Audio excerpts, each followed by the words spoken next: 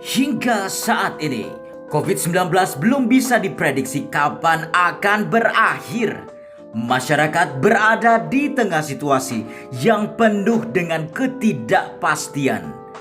Pemerintah terpaksa menerapkan kebijakan PPKM untuk membatasi mobilitas warga untuk mencegah penularan COVID-19 yang tak terkendali. Hasilnya memang membuahkan penurunan yang signifikan dari positivity rate. Namun tidak sedikit juga masyarakat yang membutuhkan berbagai bantuan dari pemerintah untuk bertahan selama masa pandemi ini. Pemerintah memutuskan untuk kembali memperpanjang PPKM di Jawa Bali. Seiring dengan turunnya tingkat positivity rate, maka pemerintah mulai melonggarkan beberapa aturan PPKM, namun tetap waspada menyesuaikan dengan situasi dan kondisi. Di antaranya adalah restoran atau tempat makan yang berada di ruang terbuka sudah diperbolehkan menerima pengunjung untuk makan di tempat dengan kapasitas maksimal 25%. Satu meja maksimal 2 orang dengan batasan waktu makan 30 menit. Supermarket, swalayan, dan pasar yang menjual kebutuhan sehari-hari diperbolehkan beroperasi dengan kapasitas maksimal 50% dan jam operasional hingga jam 8 malam. Berbagai usaha kecil seperti laundry, barbershop, car wash, bengkel, dan sejenisnya diizinkan beroperasi hingga jam 8 malam. Pelaksanaan ibadah di berbagai rumah ibadah sudah dilonggarkan dengan kapasitas maksimal 50%. Perkantoran di sektor esensial seperti perbankan, keuangan, dan pasar modal diperbolehkan beroperasi dengan persentase 50% WFO dan 50% WFH. Sementara untuk industri yang berorientasi ekspor diperbolehkan 100% WFO dengan maksimal buruh yang bekerja sebanyak 50% dalam satu shift. Sementara untuk sektor kritikal seperti kesehatan diberlakukan 100% WFO. Restoran atau kafe di mall dapat menerima makan di tempat dengan kapasitas maksimal 25%. Satu meja hanya untuk 2 orang dengan maksimal waktu 30 menit.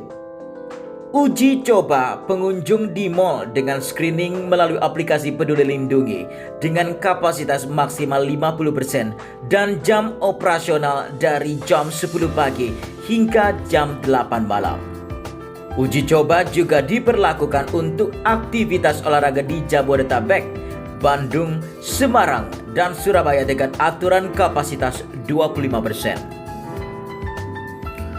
Walaupun pemerintah sudah melonggarkan beberapa aturan PPKM, namun Ketua Umum Asosiasi Pengusaha Retail Indonesia atau APRindo, Roy Nicholas Mandey, menyebutkan ada 1 hingga 2 toko retail tutup setiap harinya akibat mengalami kebangkrutan yang dipicu pandemi COVID-19.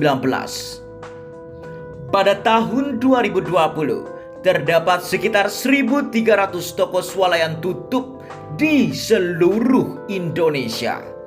Lalu, ada sekitar 200 toko yang juga tutup hingga Juni 2021. Kebanyakan pelaku usaha mengaku kehilangan omset karena tidak mampu mengimbangi antara biaya operasional dengan hasil pendapatan. Salah satu beban operasional yang ditanggung pengusaha adalah beban gaji karyawan atau buruh. Padahal bisnis retail memiliki pengaruh yang besar bagi perekonomian nasional. Menyikapi kondisi yang terjadi di sektor usaha, pemerintah pun tidak tinggal diam dengan menyalurkan berbagai bantuan dan insentif untuk mendorong laju perekonomian nasional. Di antaranya BLT UMKM, kartu sembako, kuota belajar, kartu prakerja, bansos tunai, diskon listrik dan bantuan subsidi upah, termasuk bantuan untuk para pelaku usaha agar tetap bisa bertahan selama masa pandemi ini. Pemerintah kembali menyalurkan bantuan subsidi upah untuk membantu baik dari sisi pelaku usaha maupun dari sisi buruh atau pekerja. BSU ini membantu para pelaku usaha dengan meringankan beban operasional berupa subsidi upah untuk pekerja. Sementara bagi buruh atau pekerja, BSU bisa membantu mencukupi kebutuhan sehari-hari. Pemerintah menyiapkan anggaran sebesar 8,8 triliun rupiah untuk bantuan subsidi upah ini yang ditargetkan diterima oleh sekitar 8 juta buruh atau pekerja. Pekerja atau buruh yang telah memenuhi syarat akan menerima BSU senilai Rp500.000 per bulan, berlaku untuk 2 bulan dan akan disalurkan sekaligus. Adapun syarat penerima BSU menurut pasal 3 Permenaker nomor 16 tahun 2021 adalah sebagai berikut.